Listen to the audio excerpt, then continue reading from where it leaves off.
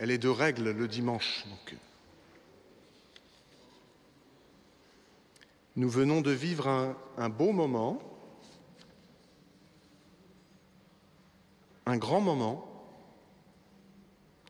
Chacun d'entre nous, en venant ce matin, vous vous êtes dit « il ne faut pas que je l'oublie aujourd'hui ». Bon, certains l'ont oublié quand même, mais c'est une belle préoccupation que de ne pas oublier Jésus. Une belle résolution. Vous l'avez déposée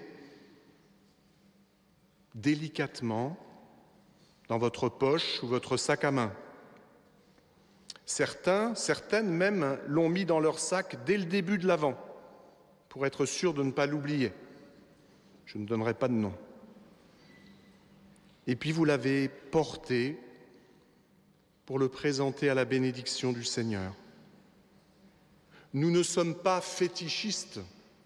Nous savons bien que cette figurine de l'enfant Jésus n'a en soi pas de grande valeur marchande, même si vos bambinelli sont craquants, sont magnifiques.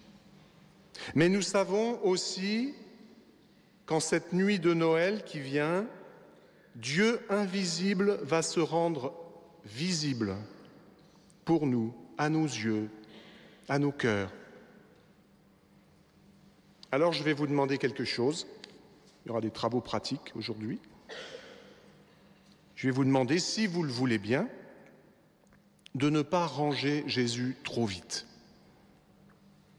N'hésitez pas à le ressortir quelques instants de votre poche, de votre sac.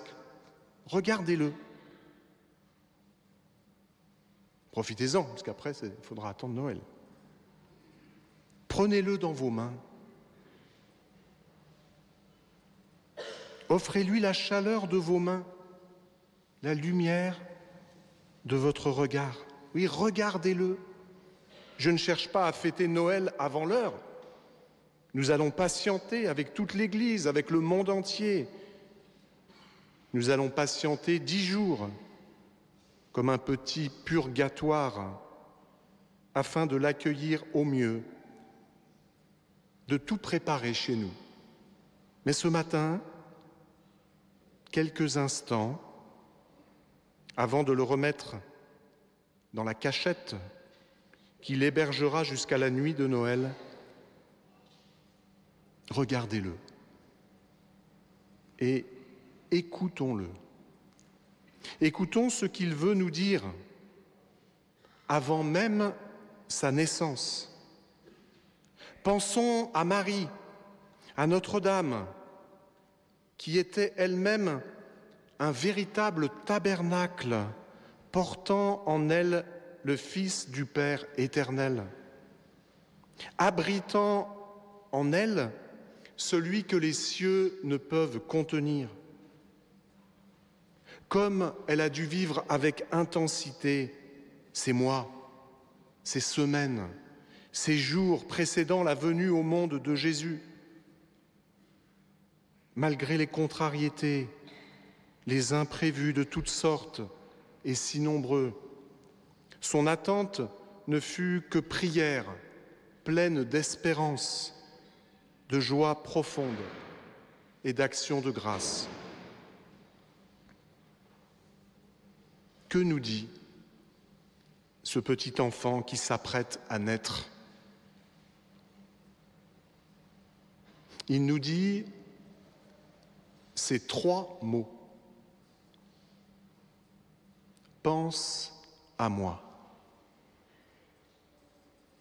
Pense à moi. Et nous de répondre, mais comment cela, petit enfant, à naître? Mais n'est-ce pas le monde à l'envers? Ne serait-ce pas plutôt à toi de penser à moi? Je me sens parfois si seul, si oublié, si perdu, si découragé dans ce monde immense et froid. Alors, petit Jésus, qu'en dis-tu?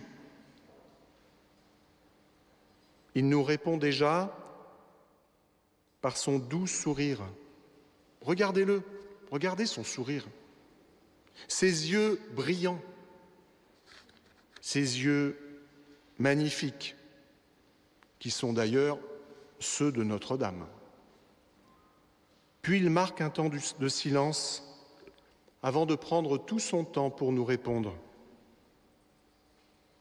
Pense à moi, ne m'oublie pas.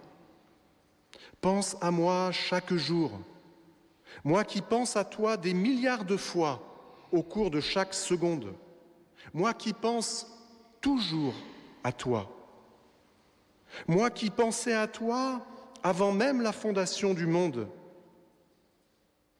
et qui ne t'oubliera jamais, même après la consommation des siècles. Moi qui pensais à toi dans cette nuit froide, mais belle et si douce de Bethléem.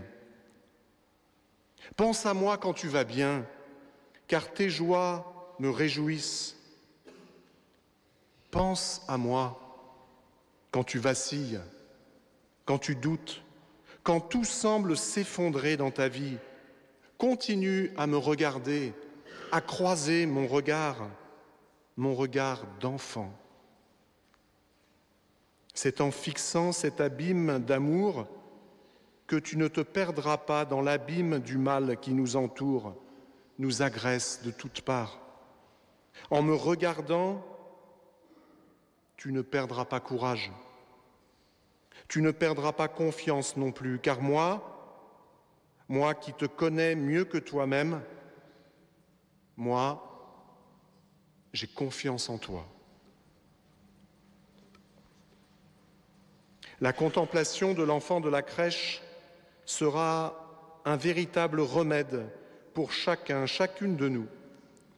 C'est lui et lui seul qui comblera nos cœurs de sa douceur et de sa paix. Alors reprenons à notre compte la question des foules, des pharisiens et des soldats à Jean-Baptiste.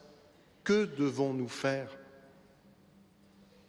Rien d'autre que de laisser entrer dans nos cœurs, dans nos vies, celui qui vient